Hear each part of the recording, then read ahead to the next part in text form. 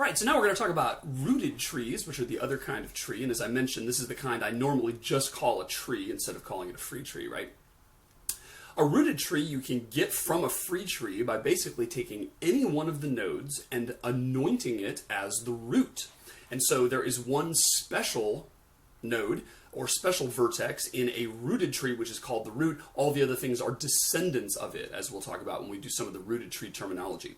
One of the ways I think of it is if you have a free tree kind of spread out, which kind of looks like, a little walking stick insect type of thing, right? You can kind of look at that thing and you can kind of say, I want that vertex to be the root. And you reach in and you pick it up and then you hold it up like this and wiggle it and dangle it, right? And you're holding the root, and all of the other vertices are going to fall dangling by their edges to various levels here, right? And that's really what a rooted tree is. Interestingly, a rooted tree is a directed graph, whereas a free tree is an undirected graph. So when we talked about free trees that weren't any arrowheads, we were just saying, hey, we want to connect everything when we did the minimum spanning tree, right? And we just said we can either put, go ahead and choose this to put our aqueduct down here, or we can ignore that edge when we're figuring that out, right? But rooted trees are different. Rooted trees, there definitely is a directionality to it. So actually, interesting thing here, if we relate it to sets, suppose I define G as the set of all graphs, and I define T as the set of all trees, free, rooted, or otherwise. And then I'm going to say, let's make UG the set of all undirected graphs. And let me make DG the set of all directed graphs. And I'll also say, let's make the set FT be the set of all so-called free trees. And we'll make RT the set of rooted trees. Now, some consequences of this, some things we could write down are that the set of trees is a subset, actually a proper subset, of the set of graphs. That's because every tree is a graph, even though not every graph is a tree. And it's also true that the undirected graphs are a subset, and a proper subset as it happens, of the set of graphs. And that the directed graphs are a subset of the set of graphs. And it's also true that free trees are a subset of the trees, which are in turn a subset of the graphs, and that the rooted trees are a subset of the trees, which are a subset of graphs. And we can say that the free trees and the rooted trees, those two sets taken together, are a, you guessed it, partition of T. And that's because if I union them, I get every possible tree, because every kind of tree is either a free tree or a rooted tree. And if I intersect them, I'm going to get nada, because no tree is both free and rooted. And I could actually write the same sort of partition thing for the directed graphs and undirected graphs, which form a partition of the set of graphs. So, fun fact. All right, let's talk about what a tree looks like. As I mentioned, it's a directed graph. Often I'm not going to draw the arrowheads, though, and I'll show you why, and you'll see that. Often I'm not going to draw the arrowheads because you can tell just vertically or, up and down wise, which is the root and what's a descendant of what. So let me actually draw it with the arrowheads this first time.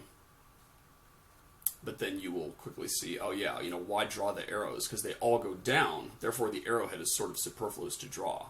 Okay? So this right here is a rooted tree, and the node that we conventionally put at the top is called the root. I know it's weird, trees growing down, but that's, for whatever reason, the way that mathematicians normally draw them, is with the root on top and all of the leaves, as they're called, going down. Now, there's a zillion terms with these trees, just like there were with graphs, so let's go ahead and get out of here. So the root, again, is that one special node that you choose. And again, you can choose any node as the root, right? So, if you have this tree here, let's actually just draw one. Let's say that's node number 1, node number 2, node number 3, node number 4, node number 5, and let's make a tree that looks like that. Okay. Now imagine going in and picking up real carefully with your fingers node 3 picking it up, lifting it off the page, and letting everything dangle. What you'd get is 3, and then hanging down here would be 1, and then hanging here would be 2, and then hanging here would be 4, and then hanging here would be 5, right? And I'll go ahead and put the arrowheads on to indicate the directionality, but again, that's implied by the vertical positioning here.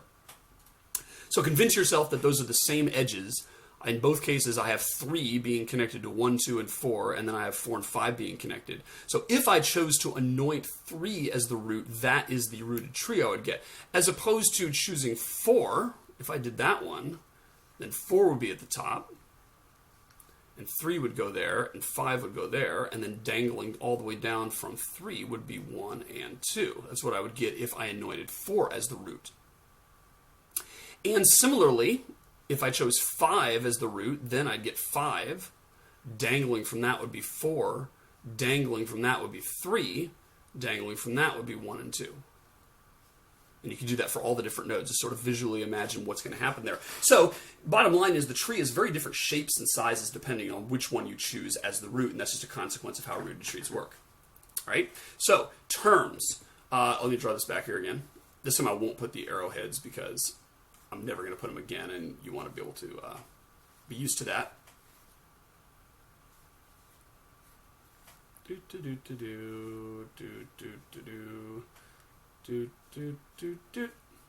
All right. So, as I mentioned, that's the root, and that's our first term. Next is the notion of parent. The parent of a node, or of a vertex, is the one immediately above it, the one it's connected to. Okay? So, the parent of node Q right here is node F. In fact, let's label these. Let's make this A, B, C, D, E, F, G, H, I, J, K, L, and Q. All right? So the parent of Q is F. The parent of K is Q.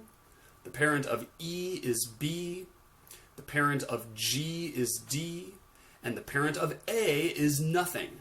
So every node in a rooted tree has a parent except for the root, which does not have one. Okay? And it's very easy to see that every node has only one parent. So this is, sort of asexual reproduction or something, right? This is like an amoeba budding over time, is what we'd sort of get here in this family tree.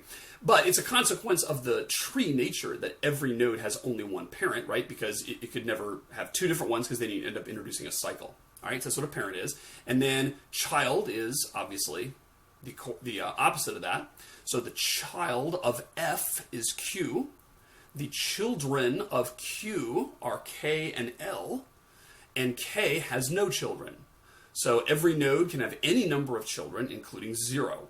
And that's just a consequence of being at the bottom. If you're at the bottom, then you haven't reproduced yet or whatever, right?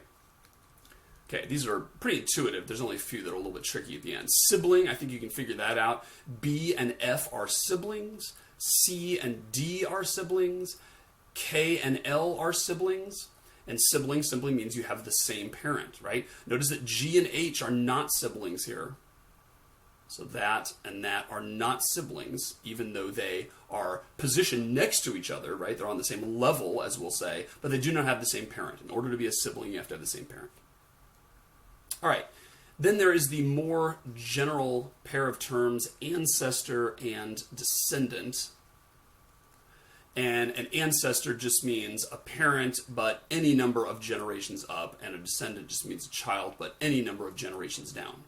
So the descendants of F are Q, K, and L, and the descendants of A is the entire tree, and the descendants of I is nothing. Now, the ancestors of G are D, B, and A, and that's it. So it's not like anybody above you on the tree is your ancestor, nor is it the case that everyone below you in the tree is your descendant. They have to be on your path, right? And so it's not like C is an ancestor of G, nor is it a parent of G, because it's not on a direct lineage. All right, we're going to talk about the depth, and that's a term which we will apply to vertices or nodes. The depth of a node is simply the distance from the node to the root. So the depth of node F is 1, and that's because it is 1 away from the root. The depth of E is 2. The depth of I is 1, 2, 3, 4. The depth of A is 0. Okay, so the depth of the root node is 0. And that basically indicates, how low is a particular node in the bowels of the tree. We're going to talk about the height. And the height is something, we don't talk about a node having a height, we talk about a tree having a height. And that is simply the max depth of any node. So in this case, our tree is 5 height, right? Is of height 5, and that's because A going down to B, to C, to H, and to J is a depth of 5, and there is no node that's deeper than that. So it doesn't matter how thick the tree is, it just matters which is the lowest of all of the nodes. And so it can be a very spindly tree and yet have a very high height, simply because, there's a long train from the top to the bottom. All right, next one is the term leaf. A leaf is simply a node with no children. So the leaves in this tree are E and J and I and G and K and L. So any node that has no children is called a leaf, which sounds very proper for a tree. Here's a little tricky one. This is called a subtree. So one of the things that trees lend themselves to is recursive algorithms. And what that essentially means is that you can treat the entire tree a certain way, but then treat the children of the root of that tree each as their own subtree.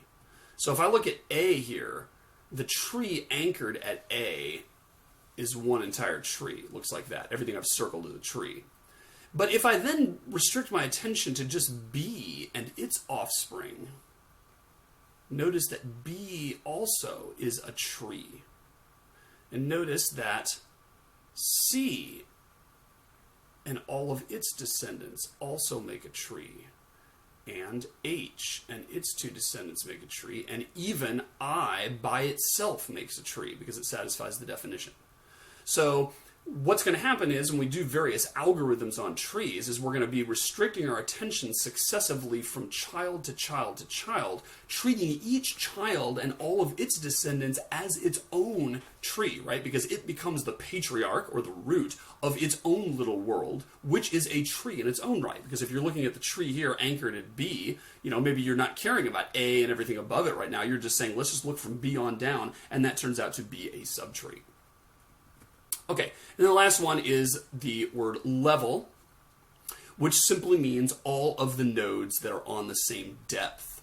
So Q is not a sibling of D, C, and E, but it is on the same level as D, C, and E, right? And basically we're going to say that's level 2, because that's all the nodes that are of depth 2. And then here, B and F are at level 1, and then A here is at level 0. And so there's times when we want to talk about a level, which is basically all of the different nodes that are of the same height in the tree, right? Okay. One thing just before we go in this segment is, why are trees useful? And you may have already thought of reasons, but there turns out to be a ton.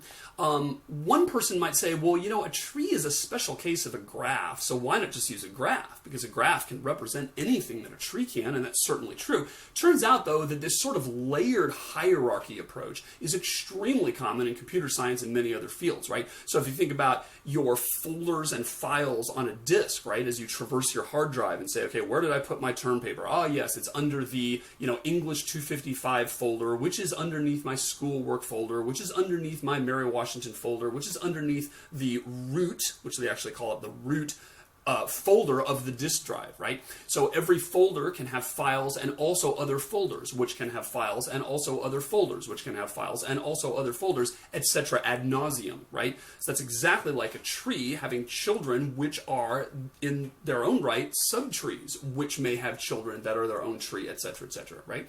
If you organize your favorites in your browser under, a bunch of different folder type things, right? That's another example of those. Something like an org chart. You look at any business and they have at the top is the CEO and then, the various vice presidents and then the directors and the managers and the rank and file workers, etc. Every person has one boss, right? One manager, and that person has a manager, that person has a manager, all the way up to the CEO. Wouldn't make sense in most organizations for a person to have more than one manager. Therefore, it's not an arbitrary graph. Your position on an org chart is just like in a tree.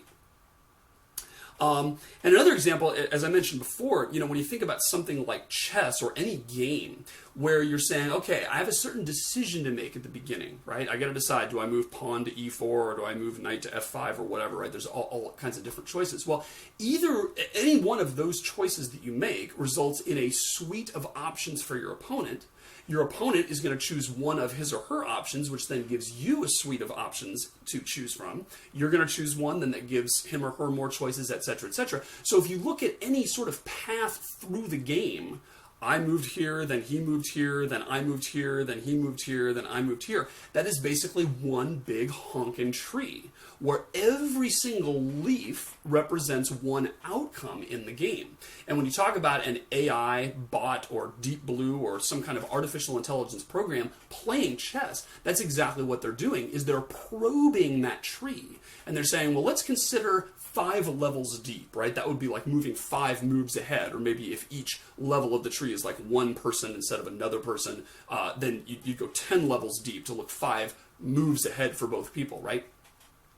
But exploring the tree to that depth is essentially what allows you to look ahead that number of different moves. And if you think about it, any sort of time where you have decisions to make, which then produce possibilities for another decision and another decision, you essentially have a tree as well, because every final outcome has only one parent all the way back to the initial decision.